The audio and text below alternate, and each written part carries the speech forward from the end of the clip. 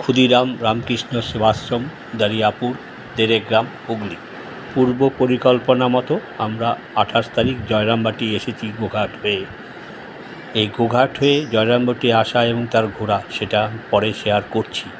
তার আগে এই দেরেগ্রাম নিয়ে কিছু কথা আগে শেয়ার করে নিতে চাইছি। এর আগে অনেকবার জয়রামবাটি এসেছি, কিন্তু আমরা দেরেগ্রাম ঘুরতে যাইনি।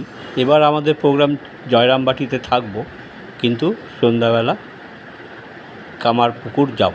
এই কামারপুকুর যাওয়ার পথে যে টোটো আমরা রিজার্ভ করি, সেই টোটোওয়ালা আমাদের দেরেগ্রামের কথা বলে এবং বলে একটু কন্ট্যাক্টের থেকে একটু পয়সা বেশি দিলে আমাদেরকে দেরেগ্রাম হয়ে কামারপুকুর নিয়ে যাবে। আমরা আলোচনা করে সবাই মিলে এটাই সিদ্ধান্ত নেই, ওনার কথা মতো আমরা এখন দেরেগ্রাম হয়ে কামারপুকুর যাব। দেখতে দেখতে আমরা দেরেগ্রাম রামকৃষ্ণ সেবাশ্রমে পৌঁছে গেলাম। এই যে গেট দিয়ে আমরা এখন ভেতরে ঢুকছি এবং সব কিছু দেখে আমরা আমাদের অটোওয়ালাকে ধন্যবাদ দিই যে সত্যি একটা ভালো জায়গা, ওনার কথা মতন দেখা হলো।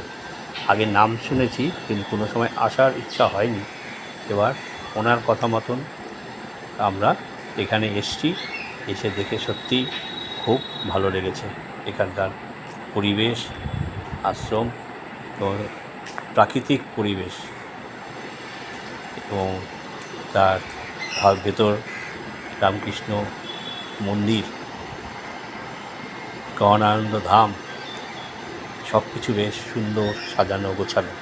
সুন্দরভাবে লেখা আছে কোন দিকে গেলে কি দেখতে পাবো, একদম স্পষ্ট করে বোর্ডের মধ্যে লেখা আছে। সেই অনুযায়ী সেদিকে গেলে সমস্ত কিছু দেখা যাবে। পরিষ্কার পরিচ্ছন্ন, সব দিক একদম চকচক করছে।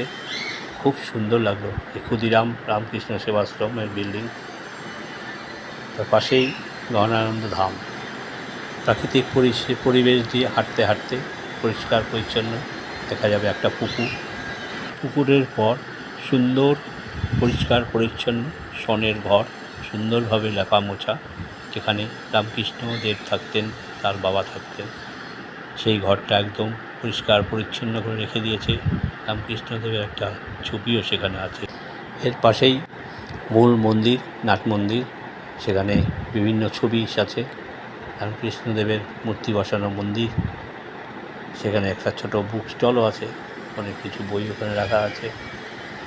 এইভাবে দেখতে দেখতে সময় কেটে যায়। আমরা ধীরে ধীরে মেন গেটের কাছে চলে আসি ফিরবার উদ্দেশ্যে।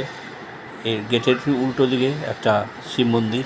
শোনা যায় রামকৃষ্ণদেবের বাবা ক্ষুদিরাম ভট্টাচার্যের দাহ এখানে হয়েছিল, তার পরবর্তীতে এটা শিব মন্দির তৈরি হয়েছে। দেখতে দেখতে সময় পার হয়ে গেছে, সন্ধ্যা ঘনিয়ে আসছে। আমাদের টোটোওয়ালার তাড়নায় সবাই টোটোতে এসে উঠে বসেছি কামারপুকুর যাওয়ার উদ্দেশ্যে। টোটোওয়ালার এখানে নাম্বার দিয়ে দিলাম, কারো প্রয়োজন হলে ব্যবহার করতে পারেন। কামারপুকুরের ডিরেকশন বোর্ড দেওয়া থাকলো, কামারপুকুরের গেট। আবার জয়রামবাটি ফিরে এলাম। কামারপুকুর জয়রামবাটি পরবর্তীতে আবার শেয়ার করব। কিছু তথ্য ডেসক্রিপশন বক্সে দেওয়া থাকলো। সবাই ভালো থাকবেন, সুস্থ থাকবেন, আর নমস্কার।